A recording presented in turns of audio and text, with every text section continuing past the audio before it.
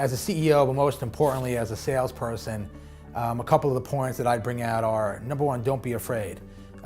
Ask your prospect about timing, ask them what their goals are, ask them what their needs are, ask them what their price point they're looking for.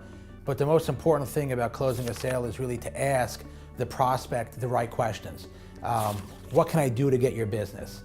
And the key at all times is to listen very carefully. I'm a big believer that sales is not about talking, but rather it's about listening and about asking rather very specific, pointed questions. And when finishing up any conversation with a prospect is ask very clearly what the next steps ought to be. Can I come see you next week? Are you reviewing the contract?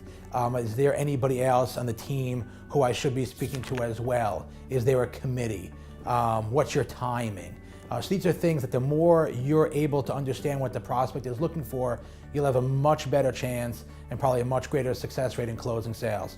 So to wrap up, I guess the number one thing about closing sales is don't be afraid, be very clear as to what your goals are, even more importantly, really understand the goal of the prospect. And I will assure you that once you understand the side of the prospect and you build that trust and cultivate that relationship, you'll be closing a lot of great sales.